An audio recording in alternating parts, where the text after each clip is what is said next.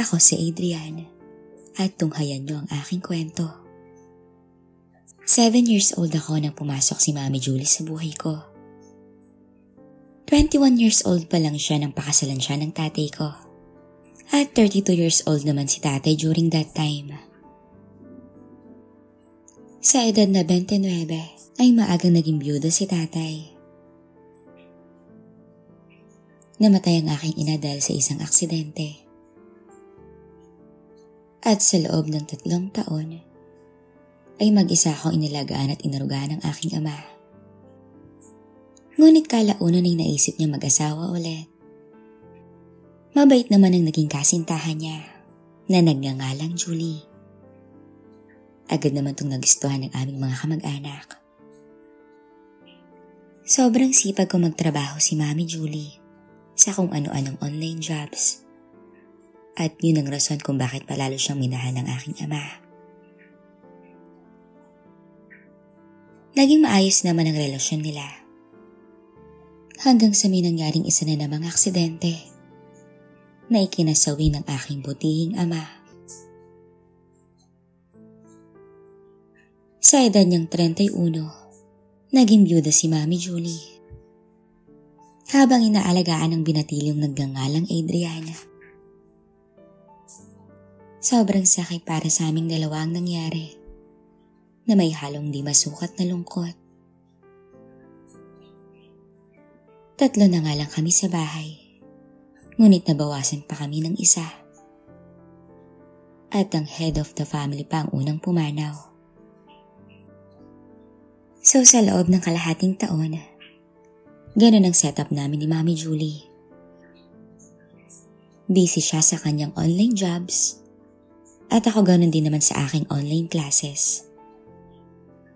Sa kagustuhang bigyan pa rin ako ng magandang buhay, ay nagpakasubsob si Mami sa kanyang career sa internet.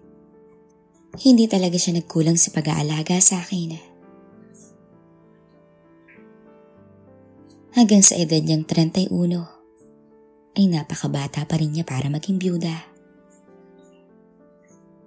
Kung mag-aasawa man uli siya, tatanggapin ko naman.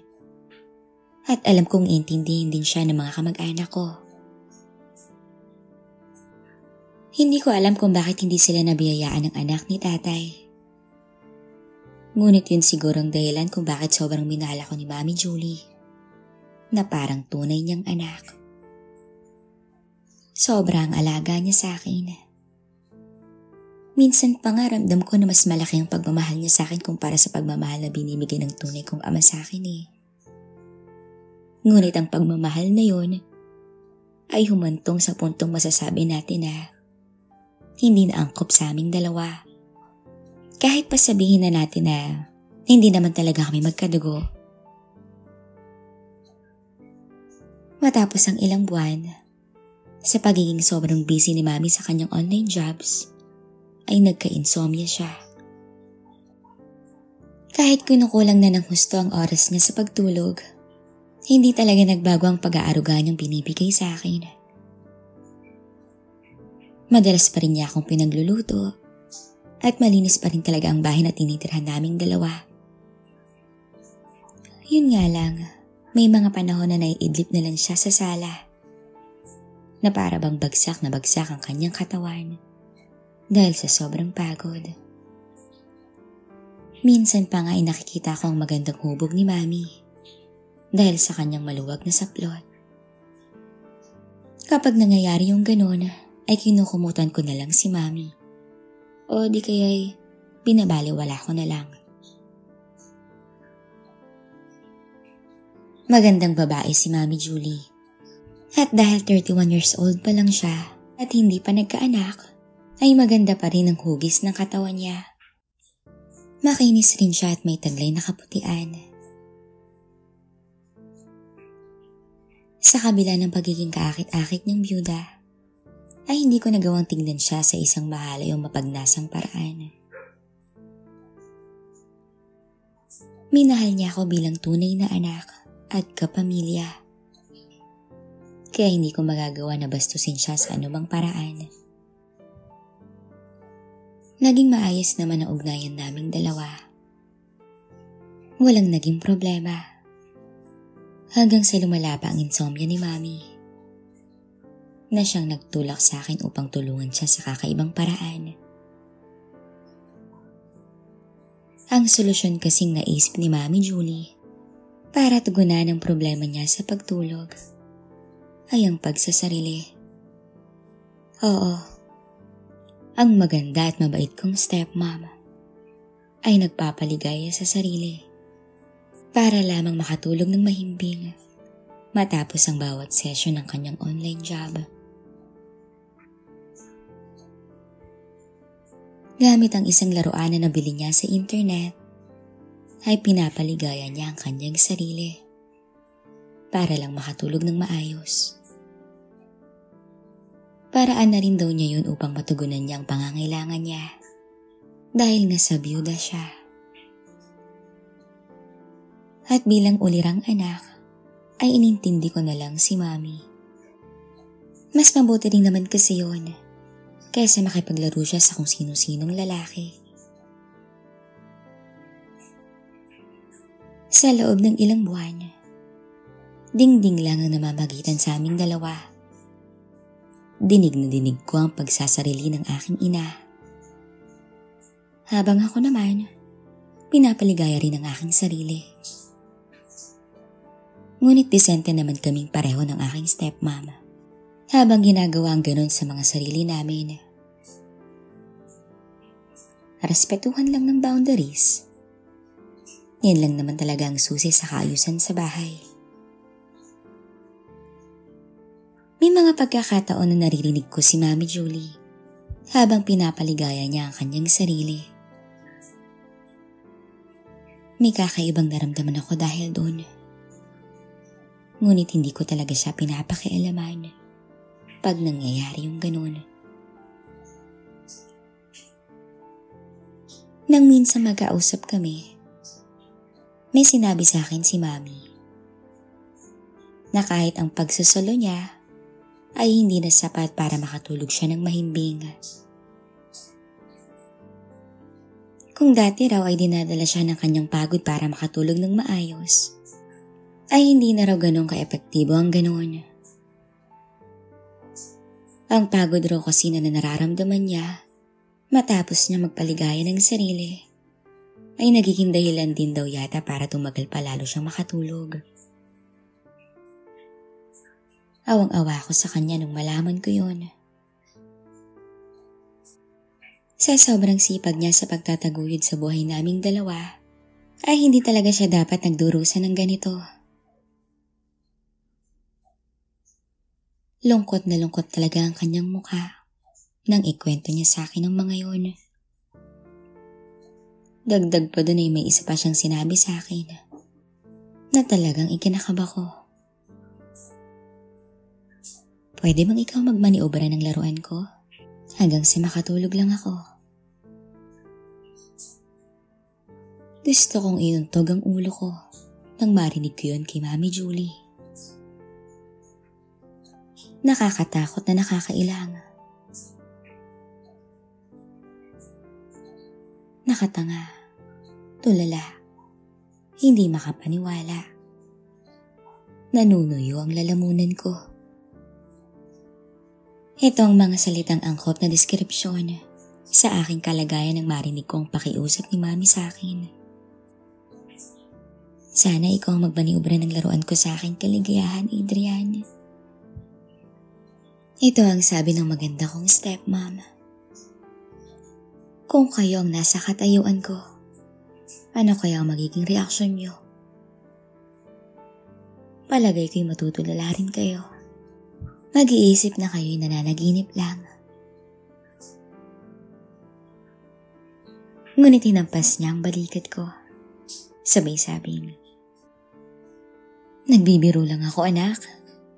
Ikaw naman, oh. Sumakay ka naman kagad. Hindi ko naman talaga sinakyan ang birong yun. Ngunit sa likod ng aking pag-iisip, hindi ko maiwasan na pagpantasyahan ng konti ang mga eksenang mangyayari sa pagitan naming dalawa. Napalunok ako ng laway matapos paglaruin ng mga imahen yun sa aking pag-iisip.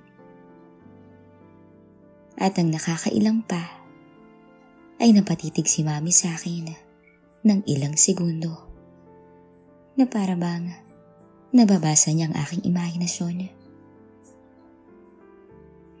Nakakailang talaga at sobrang nakakahiya. Lumipas ang ilang linggo. Patuloy kami sa mga aming pinagkakaabalahan. Si Mami sa kanyang online jobs at ako naman sa aking modules at online class. Hiniling ko talaga at dinalangin na gumaling na si Mami sa kanyang insomnia. Ngunit sa kasamaang palad ay lumala pa ito. Lumalalim na ang mga mata ni Mami at laging pagod sa mga gawaing bahay. Gayunpaman ay patuloy pa rin niya akong inaalagaan. Awang-awa na talaga ako sa kanya. Kung may magagawa lang sana ako. Paulit-ulit kong wika sa aking sarili.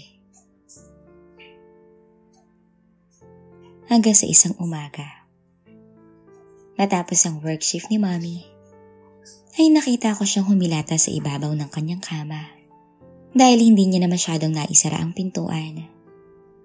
Nakita ko siya nang hindi sinasadya. Akma siyang paliligayahin ng sarili gamit ang kanyang laruan. Napalunok ako ng laway. Nag-iinit. Sa gitna ng aking matinding pagtitig, ay hindi ko napansin na nakatitig na pala siya sa aking muka. At sa halip na magulat, ay isang matinding paghihingalong nakita ko sa mukha niya.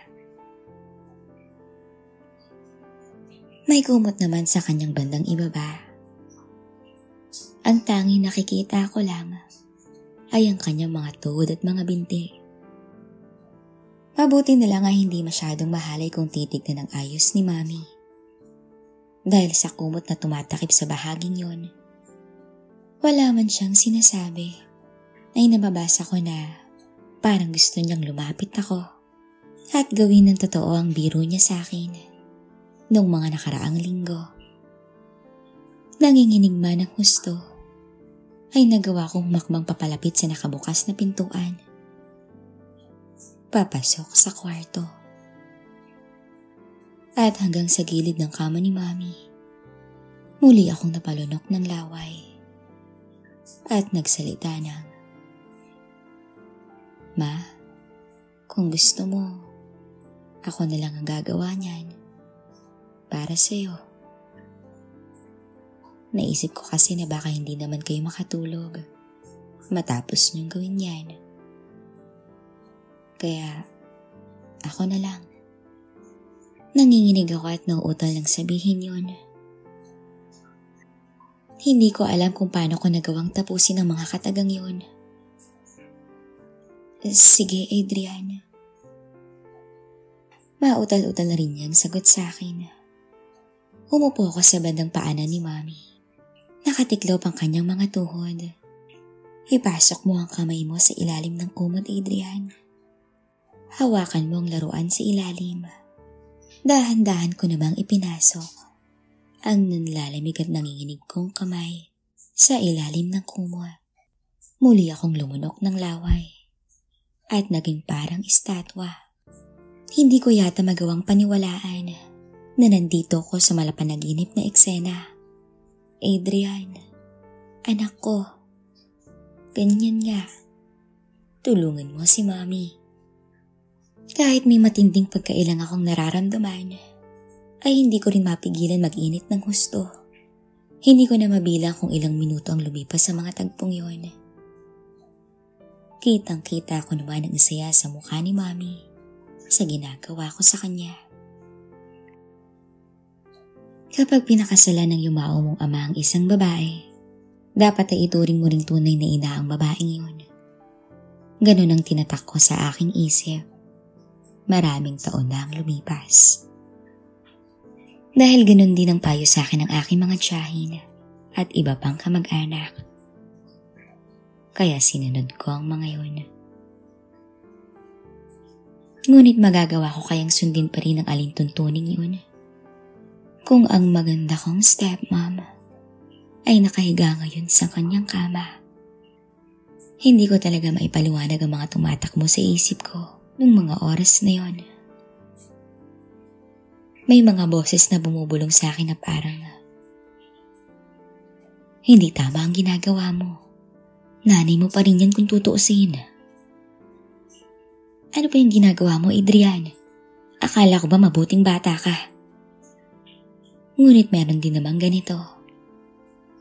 Sige lang, Adrian. Huwag ka na magpigil. Parang nagtatalo ang boses ng mga anghel at demonyo sa loob ng aking isipan.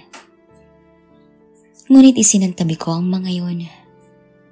Ang iniisip ko na lang, makakatulong ba to kay Mami Julie? Dahil alam ko na makakabuti to sa kalusugan niya. Dahil maaari siyang makatulog ng mahimbing, tuloy ko ang aking ginagawa. Kitang-kita ko kung gaano kahigpit ang pagkakapit ni Mami sa bedsheet nang maabot niya ang langit. Alam ko na naibigay ko na naman ang gustong mangyari ng aking ina. Nakita ko na lang na unti-unting bumabagal ang paghinga ni Mami. Patid kong nakatulog na talaga siya. Kaya tumayo na ako at kinumutan mabuti si Mami. Tinitigan ko siya ng ilang segundo. Natutuwa ako na nakatulong yata ako para makatulog ng maayos ang aking butihing stepmom. Humakbang ako ng mabilis papunta sa aking kwarto. Kinakailangan ko na ring mailabas ang matinding init na bumabalot sa akin. Hanggang sa bigla na lang ako natigilan. Dahil sa mga oras na yon, si Mami ang aking nasa isip. Naiilang talaga ako. Hindi ko man siya tunay na ina, nanay ko pa rin kung maituturing.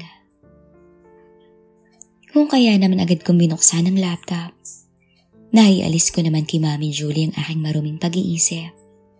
At nabaling naman to sa magagandang babae na nakita ko sa ilang videos. Nang matapos ay nakatulog din ako ng mahimbing dahil sa matinding pagod. Gabi na nang kinatok ako ni Mami Julie sa aking kwarto. Maghahaponan na raw kami. Bilib na bilib talaga ako sa kanya. Hindi talaga siya nagmimintis sa pagluluto para sa akin. Maliban na lang sa lunchtime ng araw na yon. Sa sobrang himbing ng kanyang pagtulog, ay hindi talaga niya nagawang gumising upang ipagluto ko ng aking pananghalian. Ayos lang yun, Mom. Pagod ka sa online job mo. May pagkahiya sa mukha ni Mami Julie nang marinig yun. Inakala niya sigurong binibiro ko siya tungkol sa nangyari sa amin ng umagang yun. Naiyari naman ako sa sinasabi ko. Kung may ibang paraan lang sana para masabi ko yun nang hindi masyadong maiilang si Mami. Habang kumakain kami, ay nagpaliwanag si Mami na hindi raw niya sinasadya na hikayatin akong gawin yun. Huwag ka na mag-apologize, Ma'am. Ako naman ang lumapit talaga, di ba? Sana pinigilan kita, Adrian. Ina mo pa rin ako. Hindi tama na udyukin kita sa gawain ganun. Patuloy kami nag-usap at nagpaliwanagan. Hanggang sa nagkabiruan kami na wala nang ibang magtutulungan sa bahay, kundi kami lang din. Nagbiro pa nga si Mami na kung okay lang daw sa akin, ay siya naman daw ang maglalaro sa aking ibaba. Natawa ko na nag-init ng matindi nang sabihin niya yun. Hanggang sa dumaan ng 1 linggo. Napapansin ko na parang mas masayahin na si Mami Julie kumpara sa dati. Nasabi niyang nakatulog raw siya ng maayos nung mga nakaraang araw. Malaking tulong daw talaga ang kakaibang ayuda na binigay ko sa kanya. Ngunit panandalian lang pala yun. Sapagkat matapos ang 2 pang linggo, ay bumalik na naman ang insomnia ni Mami. Muli siyang nangangayayat at laging pagod na ulit sa paggawa ng mga gawaing bahay. Naawa ko sa kanya. Naulit na naman siya sa ganitong sitwasyon. Kaya para sa akin, kailangan kong aksyonan ulit ang problema niyang ito. Kailangan. At ganun na nga ang nangyari. Ang akala kong one-time incident, naulit yun ng naulit. Hanggang sa wala na talagang hiya ang namagitan sa aming dalawa.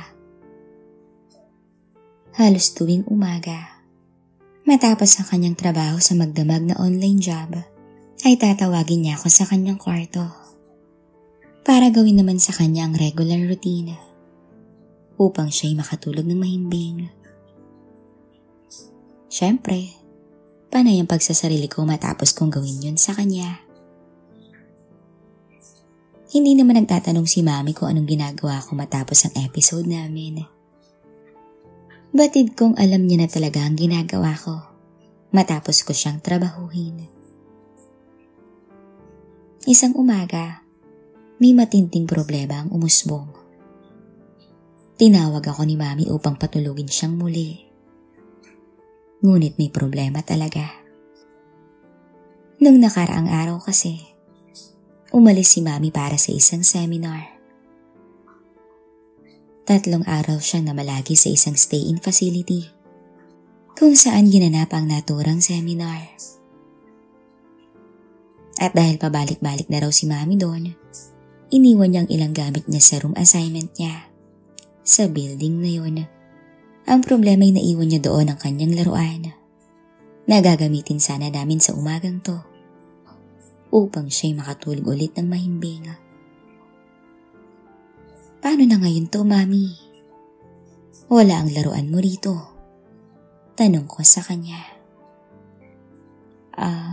Kahit wala naman yun, may ibang paraan naman, Adrian. Napalunok ako ng laway at nanginig ng husto sa sinabing yun ni Mami. Mami, sure po ba kayo? Mautal-utal kong tanong. Oo, Adrian.